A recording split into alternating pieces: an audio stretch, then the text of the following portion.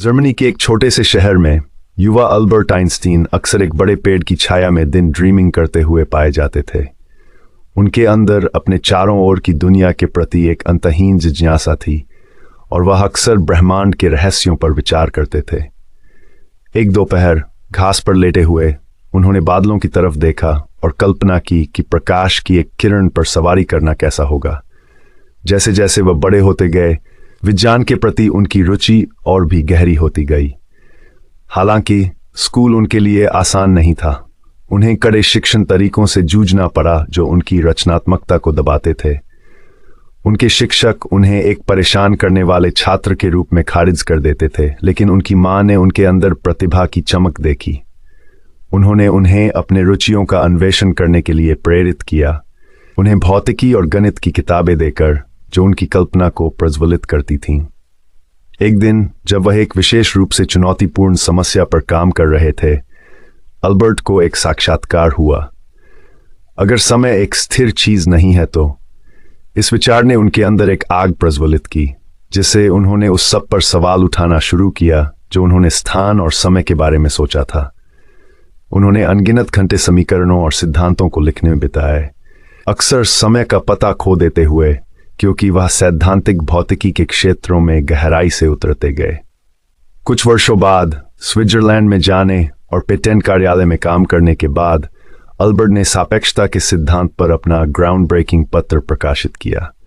वैज्ञानिक समुदाय उनके विचारों से आश्चर्यचकित था, जिन्होंने पारंपरिक भौतिकी के मूलभूत सिद्धांतों को चुनौती दी।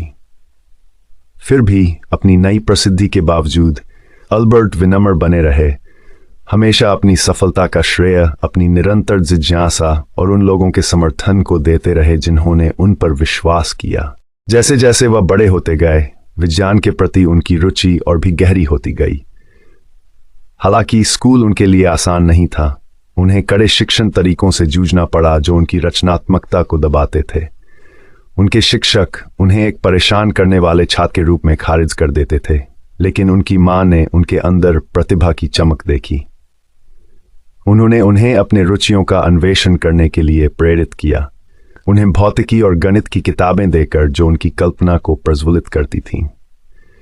एक दिन जब वह एक विशेष रूप से चुनौतीपूर्ण समस्या पर काम कर रहे थे, अल्बर्ट को एक साक्षात्कार हुआ। अगर समय एक स्थिर चीज नहीं है तो इस विचार ने उनके अंदर एक आग प्रज्वलित की, जिसे उन्होंने उस सब पर सवाल उठाना शुरू किया जो उन्होंने स्थान और समय के बारे में सोचा था। उन्होंने अनगिनत घंटे समीकरणों और सिद्धांतों को लिखने में बिताए, अक्सर समय का पता खो देते। जैसे जैसे उन्होंने ब्रह्मांड के रहस्यों का अन्वेषण जारी रखा, अल्बर्ट बौद्धिक खोज और रचनात्मकता का प्रतीक बन गए। वह अक्सर दूसरों को याद दिलाते थे कि कल्पना ज्ञान से अधिक महत्वपूर्ण है, क्योंकि ज्ञान सीमित होता है जबकि कल्पना पूरी दुनिया को समाहित करती है। इस दर्शन के साथ उन्होंने पीढ़ियों को अलग तरीके से सोचने, स्थिति को पर सवाल उठाने और सितारों के पार सपने देखने के लिए प्रेरित किया। अपने अंतिम वर्षों में अपने जीवन पर विचार करते हुए अल्बर्ट ने समझा कि ज्ञान की खोज केवल उत्तर खोजने के बारे में नहीं है, बल्कि खोज के अनुभव को अपनाने के बारे में है। और इसलिए उसी पेड़ के नीचे जहां उन्होंने कभी दिन ड्रीमिंग की थी, उन्होंने उत्सुक मनों के साथ अपनी बुद्धिमत्ता साझा की, उन्हें लगातार प्रश्न पूछने, अन्वेषण करने और असंभव की कल्पना करने के लिए प्रोत्साहित किया।